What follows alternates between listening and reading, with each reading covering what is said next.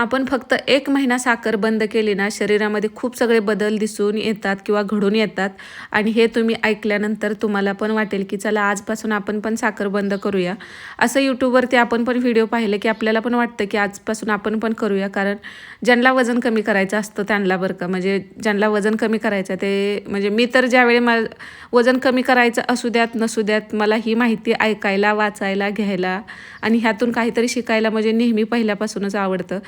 वजन कमी करण्याच्या दृष्टीने नसेल पण हेल्थच्या दृष्टीने तरी हे महत्त्वाचं आहे. आणि खरंच साखर बंद करणं तेवढं अवघड नाही. सुरुवातीचा 2-4 दिवसच तुम्हाला त्रास होईल, परत काहीच वाटत नाही. आता मला साखर बंद करून 12 दिवस झालं आणि खूप फ्रेश आणि असं पॉझिटिव्ह वाटतं. त्यातल्या त्यात हलकं वाटतं. पोट माझं बऱ्यापैकी मला हलकं वाटायला लागलेलं आहे. आता वजन कमी किती झालं याचबरोबर आपल्याला किती हलकं वाटतं हे पण महत्त्वाचं आहे. आणि ज्यांना सुंदर दिसायचं आहे त्यांच्यासाठी तर साखर बंद करणं खूपच महत्त्वाचं आहे. तुम्हाला ना पार्लरला जाण्याची सुद्धा गरज पडणार नाही, एवढा ग्लो चेहऱ्यावरती येतो, जसं की फेशियल केल्यावर सुद्धा येणार नाही आणि तो आपल्या स्किनमध्ये फरक दिसतो. आता ज्यांच्या स्किनवरती ना पिगमेंटेशनचा ज्यांना त्रास आहे तर त्यांनी तर साखर नक्कीच बंद करावी. कारण पिगमेंटेशनचं चेहऱ्यावरती पिगमेंटेशन किंवा लवकर सुरकुत्या येणं, आपण लवकर म्हणजे म्हातारं झालो आहे असं जर वाटायला लागत असेल कमी वयात तर ना तुम्ही साखर जरूर बंद करावी.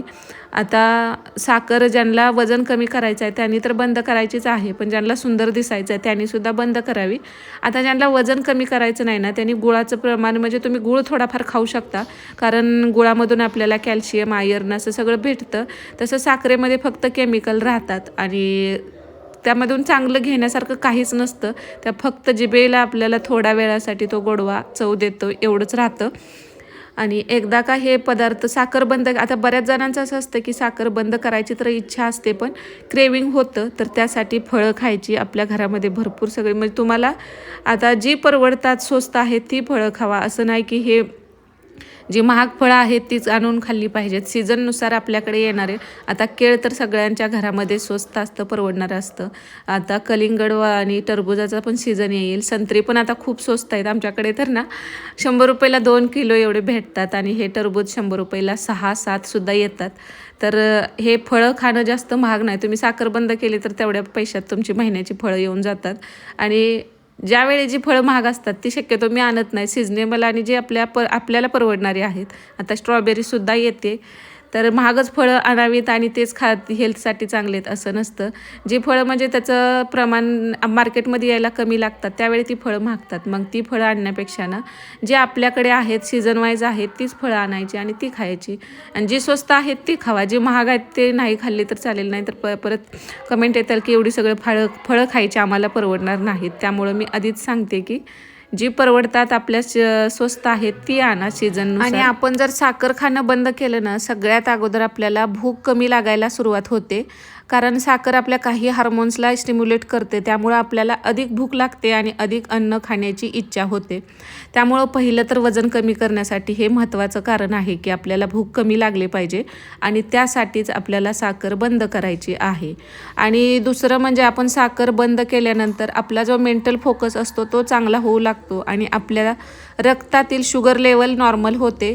त्यामुळं आपली एकाग्रतासुद्धा वाढते. आणि जेव्हा मुलं शाळेतील मुलं असतील, कॉलेजची असतील, जे वेगवेगळ्या एक्झामची तयारी करत असतात तर त्यांनीसुद्धा साखर कमी खाल्ली तर ना म्हणजे त्यांचा अभ्यासावरती एकाग्रता किंवा फोकस चांगला होतो. त्यामुळं साखर बंद करण्याचे भरपूर सगळे आपल्याला पॉझिटिव्ह रिझल्ट आहेत.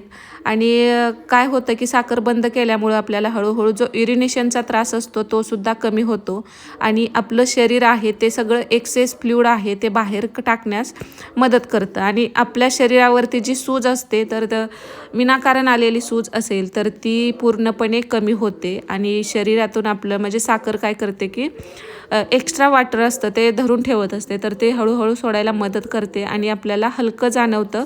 शरीर जे असं एकदम फुगलेलं वाटतं, सूज आली असेल तर ती कमी होते. सांधेदुखीचा त्रास पण काही जणाला असतो तो सुद्धा कमी होतो आणि आपली एनर्जी लेवल वाढते. आणि हालचाल वाढल्यामुळे आपल्याला परत थकवा जाणवत नाही. साखर आपण बंद केली तर काही जणांना वाटतं की साखरेमुळेच एनर्जी येते, पण तसं नाही. आपण ज्यावेळी साखर खाणं बंद करतो त्यावेळेला शरीरात फॅट स्टोरेज केलेलं असतं, तर ते शरीर काय करतं की त्या फॅटपासून ना एनर्जी बनवतं आणि ती एनर्जी सगळ्यात स्वच्छ आणि स्टेबल एनर्जी असते. जसं की आपण बघा काही आपल्याला वाटतं की गोड खाल्ल्यानंतर आपल्याला फ्रेश वाटतं, एनर्जी येते. आणि आपण ज्यावेळी साखर बंद करतो, एवढ्या दिवस खाल्लेली साखर असते ती आपल्या शरीरात साठून तशीच राहिलेली असते. मग शरीर काय करतं, आपण जेव्हा साखर बंद करतो तर साठवून ठेवलेली शुगर आहे तर ती वापरायला सुरुवात करतं आणि त्यापासून एनर्जी तयार होते आणि ती आपल्याला एनर्जी आहे ती त्या एनर्जीपासून आपल्याला फ्रेश वाटतं, आळससुद्धा येत नाही. आणि साखर बंद केल्यानंतर ना हळूहळू आपला चेहरा आहे तो उजळायला लागतो, त्वचा आहे जी आपली ती एकदम निरोगी आणि तेजस्वी होते. आणि त्यामुळं ना ज्यांना पिगमेंटेशनचा वगैरे त्रास असेल तर तो त्राससुद्धा कमी व्हायला सुरुवात होते. त्यामुळं ज्यांना स्किनचे काही प्रॉब्लेम आहेत, ॲक्ने वगैरे, तर त्यांनी साखर पहिल्यांदा बंद करायची आहे. साखरेमुळे ना वजन तर वाढतंच, पण बाकीचं इतर पण भरपूर असं साईड इफेक्ट आहेत ते आपल्याला दिसून येतात. आता जर आपण साखर बंद केली आणि एवढी सगळी फळं आहारात ठेवली तर आपलं वजन तर कमी होतंच, त्याचबरोबर आपलं स्किन हेल्थ नॅचरल म्हणजे सगळं आपल्याला स्किनवरती ग्लो हवा असेल ना, तुम्हाला पार्लरमध्ये जाऊन फेशियल करण्याची सुद्धा गरज नाहीत, हा खरा ग्लो येऊन जातो. तर आज सकाळच्या नाश्त्यामध्ये, काल शनिवार होता तर सगळी फळं आणलेली आहेत आणि आज नाश्त्यामध्ये भरपूर सगळी फळं होतीच. मुलांना पण ती कट करून दिली. आपल्यासोबत मुलांचं पण वाढतं वय असतं तर त्यांना पण ही सगळं म्हणजे खाण्याची सवय आपण आत्तापासून लावली. ह्या फळं खाण्याचं किंवा स्प्राउट वगैरे असं हेल्दी गोष्टींची त्यांना आवड निर्माण करून दिली तर त्यांच्या वाढत्या वयासाठी पण ते चांगलं आहे. आणि आता लहान वयातसुद्धा खूप मुलांचं वजन वाढतं, कारण फास्ट फूड, बाहेरचं खाणं, जंक फूड हे सगळं जास्त प्रमाणात राहतं. तर माझं नाश्ता झाल्यानंतर स्वयंपाक वगैरे मी आवरून घेतला आणि स्वयंपाक झाल्यानंतर ना म्हणजे 1 तास गेला, तोपर्यंत 1 तासानं मी इथं ग्रीन टी घेतलेले. आता ग्रीन टी ना जी पाऊच असतात रेडीमेड तर ते मी सांगेन घेऊच नका, अशी लूजवाली घ्या, आपल्याला वापरायलासुद्धा कमी म्हणजे स्वस्त पडते आणि वापरण्यासाठी सुद्धा हीच चांगली आहे.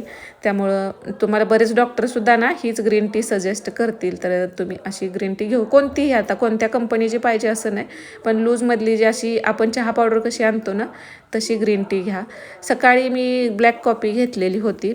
ब्लॅक कॉफीनं आपलं म्हणजे फ्रेश पण वाटतं आणि आपल्याला हे होतं, एनर्जी जास्त मिळते. सकाळी आपण जर डाएट करत असाल तर सकाळी आपल्याला थोडंसं थकवा आल्यासारखा जाणवत असेल तर सकाळच्या वेळी तुम्ही हे घेऊ शकता किंवा कोणतंही मेथीचं, जिऱ्याचं पाणी घेऊन तुम्ही. आता 15 दिवसात माझं वजन किती कमी दाखवतं हे मी तुम्हाला दाखवेन. आजचा 12वा दिवस होता आणि पूर्ण महिन्यात आता सुरुवातीलाच 1.5 किलो तरी कमी झालेलं आहे, त्यातच मी खुश आहे.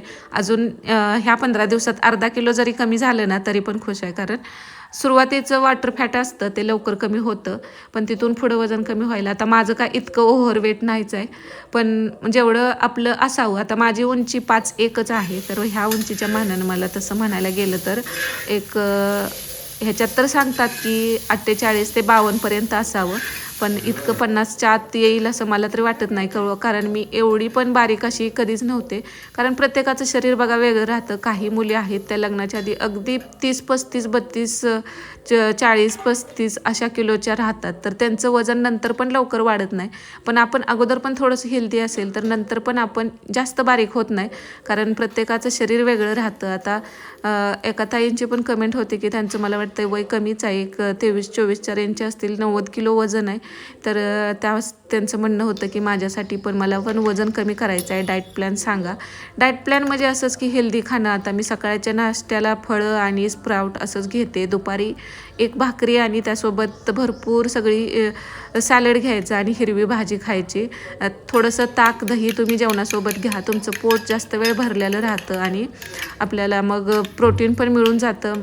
जेवणात थोडंफार प्रोटीन ठेवलं तर आपल्याला भूक लागत नाही. आता बऱ्याच जणींचं म्हणणं असतं की आम्ही थोडं जेवू पण आम्हाला नंतर लगेच भूक लागते, पण अशी तुम्ही हिरवी भाजी, एखादी सॅलेड आणि भाकरी, त्यासोबत ताक, दही घ्या, तुम्हाला लवकर भूक पण नाही लागणार. आणि आज संध्याकाळी मी फक्त रताळा आणि दूधच घेणार आहे आणि त्यामुळं पण ना त्यात पोट पण भरतं. रताळ्यामध्ये पण ना भरपूर सगळं फायबर आहे आणि थोडंसं दूध, म्हणजे सगळं हेल्दी खाऊन पण आपण वजन कमी करू शकतो.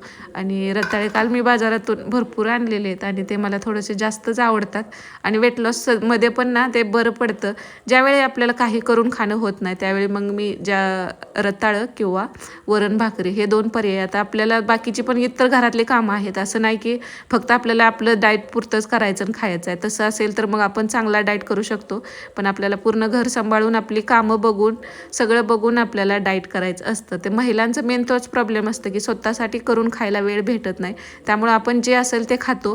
त्यात अजून असं होतं की शिल्लक राहिले म्हणून बऱ्याच महिलांना अशी सवय असते की आता एवढंसंच राहिलं, एवढं कुठं ठेवायचं, काढून कुठं ठेवायचं, हे खराब होईल, नासून जाईल. त्यामुळं बऱ्याच जणी काय करतात की एक्स्ट्रा राहिलेलं आपल्या पोटाचा डस्टबिनच झालेला असतो, तर तसं भरत राहतात. तर तसं कधीच खायचं नाही. त्यामुळे करतानाच थोडंफार प्रमाणात करा. आता आम्ही गावाकडे आहे, थोडंफार शिल्लक राहिलं तर आमच्या म्हशीला वगैरे चारू शकतो, पण शहरात असं होतं की ते कुठं टाकून द्यायचं. त्यामुळं करताना थोडंसं करा आणि असं एक्स्ट्राचं राहतंय म्हणून शक्यतो खाऊ नका. त्यामुळंच बऱ्याच महिलांचं जास्तीचं करून वजन वाढतं. मुलं लहान घरात असले की त्यांना काहीतरी बनवतो, मग ते काही सगळं खात नाहीत, मग ते राहिल्याला आपणच खाण्यात येतं आपल्या. अशानं वजन वाढत जातं. तर व्हिडिओ आवडला तर लाईक करा. श्री स्वामी समर्थ.